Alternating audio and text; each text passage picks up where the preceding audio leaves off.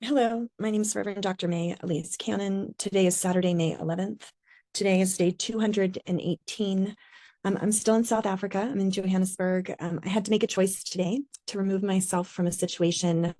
For those of you who've listened to my daily updates, you know about our work at Churches for Middle East Peace. You know that we're firmly committed to a call for a comprehensive ceasefire, to the end of the occupation of the Palestinian people, to the bombing campaign in Gaza.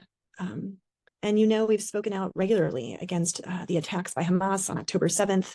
We've been calling for a release of the hostages that are being held in Gaza and Palestinian prisoners that have been held without due process. We've been standing alongside the Jewish community, calling for hostages to be returned home and speaking out against all violence against Jews in Israel. That violence would be brought to an end. That violence is not the answer. And right before I came to South Africa, I just finished a speaking tour, talking to churches and universities and Christian colleges, where I was talking about what's been happening in Gaza and calling for churches to engage and begging churches to not be afraid to talk about what's happening in Gaza and speaking out against violence and calling for a ceasefire. And today I had to separate myself from a situation I was in because people who showed up that are ardently in support of violent resistance. And I don't condone violence. And international law does allow for occupied people to violently resist against their occupiers, but it does not allow for violence against civilians. And the actions on October 7th were horrific, and they caused the death of hundreds and hundreds of civilians, many of them children. And I've shared regularly, those verses in Romans chapter 12, verse 9, that talk about abhor what is evil, and the death of Israelis, Jewish Israelis, and internationals on October 7th. It's evil. And the death of thousands and thousands of Palestinians in Gaza is evil. And today, people dying in Gaza of hunger is evil. And what's going on in Rafah? People dying by bombs that are made here in the US. Sorry, I'm not in the US. Bombs made by the United States, that's evil. And all of the violence by Israel, bombs being dropped in the ground invasion, and violence by Hamas, the violence has to be brought to an end. And that's what we're working towards. So,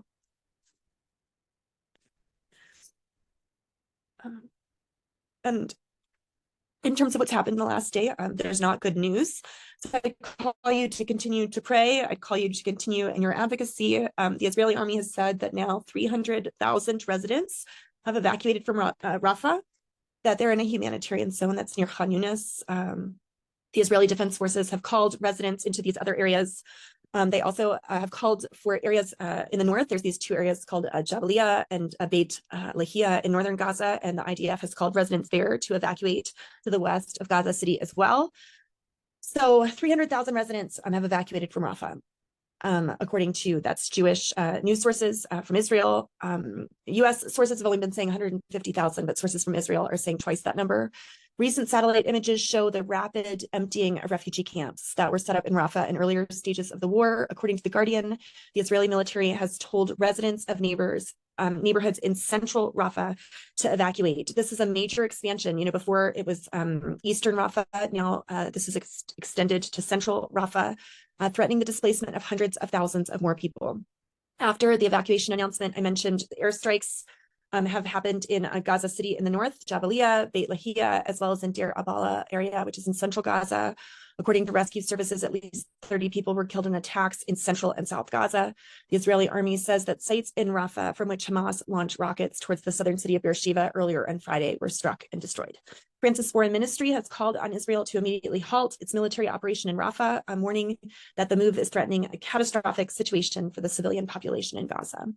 It was announced yesterday by the Biden administration that Israel's use of U.S. provided weapons in Gaza likely violated humanitarian law, but that wartime conditions prevented U.S. officials from determining that for certain in specific airstrikes. So this was the announcement we've been waiting for in response to the National Security Memorandum 20.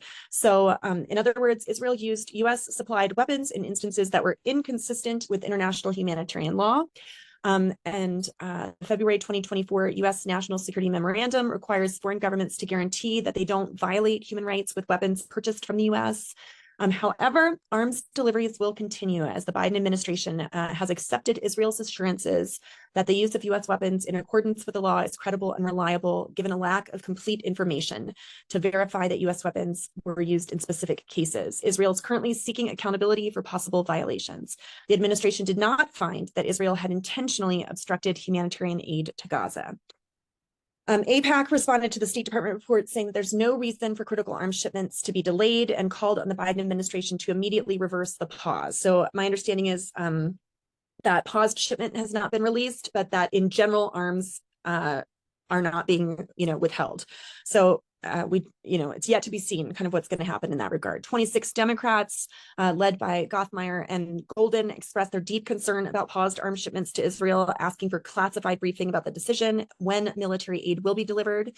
And police made dozens of arrests as pro-Palestinian protest camps were dismantled at the University of Pennsylvania and at MIT, hours after police tear gassed protesters and dismantled a camp at the University of Arizona. In terms of hostages and ceasefire, Hamas published a video of a 51-year-old Israeli hostage, Nadav Popelwell, who was kidnapped at the kibbutz Mirim on October 7th. He identifies himself by his name in the released footage. He's visibly bruised in one of his eyes.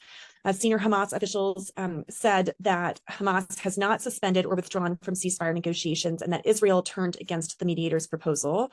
The Hamas official added that Netanyahu wants the war to continue.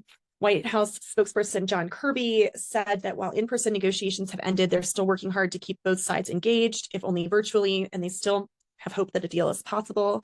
And families of American hostages in Gaza met with Jake Sullivan, and families expressed immense frustration that there's another pause in the process. The health ministry in Gaza has said that 80 bodies were found in 3 graves near Al-Shifa Hospital in Gaza City, with dozens more found within the hospital itself. The Israeli army has deployed forces to Jabalia months after it said that the Hamas battalions there were defeated. Israeli military officials said Hamas has reorganized in the northern region after the withdrawal of forces from large areas of Gaza last month. And according to the health ministry in Gaza, the death toll is now 34,971 Palestinians killed, 78,641 wounded. There's been a protest demanding the release of hostages held by Hamas in Gaza and demonstrations calling for early elections taking place all across Israel. At protests outside of a military base in Tel Aviv, relatives of hostages have stated that Netanyahu, as long as he's in power, their captive family members will not return. Also, Israel's credit rating, Moody's credit rating agency said it's abiding by its decision from February to lower the credit rating to a negative A2 because of a non-negligible risk of a violent escalation between Israel and Hezbollah or Iran. And fires broke out in Israel's Upper Galilee because of barrages from Lebanon. In the United Nations, South Africa has asked the ICJ in The Hague to order Israel to withdraw from Rafah as a part of an additional emergency measure. And so that request was just put in yesterday on Friday. After Netanyahu's interview with Phil McGraw, which I talked about yesterday, the UAE, he suggested the UAE could play a role in the civil administration in post-Gaza. And the UAE foreign minister denounced that statement, saying that they refused to be drawn into any plan aimed at providing cover for Israelis' presence in Gaza once the fighting there is brought to an end. Australia's foreign minister said that Canberra's support for a Palestinian bid at the UN was a part of building momentum to secure a peace plan in terms of the war between what they call the war between Israel and Hamas. And thousands of protesters are expected to march for a second time this week through Sweden, where the Eurovision is being held, to demand a boycott of Israel and a ceasefire. Yesterday in Israel, there was the largest anti-war and pro-ceasefire protest marching through Tel Aviv. You can see the videos on LinkedIn and social media. They have signs in Hebrew calling for a ceasefire and end to the war. It's very significant, as many of the protests and calls to ceasefire in Israel, late last year, they were completely shut down. And I thought I would just close with some words from Pope Francis, who met today with 30 Nobel laureates as a part of a peace roundtable. And he talked about the story of the Good Samaritan and what it means to have compassion as a key to making peace. He reiterated the need to say no to war and violence and yes to peace, testifying to humanity, the humanity that unites us and needs to make us recognize one another as brothers. This was a gathering on fraternity. He recalled Martin Luther King's memorable words on the occasion of his award-winning Nobel Peace Prize in 1964. We have learned to fly like birds, to swim like fish, but we have not yet learned the simple art of living together like brothers. And Pope Francis again pointed to the Good Samaritan's compassion, recounted in Jesus's parable, as a key to recover the art of coexistence and what it means to be truly human. and continuing to silently sow peace and brotherly fraternity as participants gathered together. He talked about this art of silently sowing. And he said, I invite you not to be discouraged, because perseverance and courage and courageous dialogue, it does not make the news like clashes and conflicts, but it discreetly helps the world to live better, much more than we can ever realize. To guarantee lasting peace, we need to return to recognizing in ourselves, common humanity, and placing fraternity at the center of the lives of people. Only in this way will we be able to develop the model of coexistence capable of giving a future to the common human family. Political peace needs peace of the heart, so that people can meet and trust that life always wins over every form of death. That is our hope and prayer, that life would win over death, for the people of Rafah and the people of Gaza, for the people of Palestine and the people of Israel.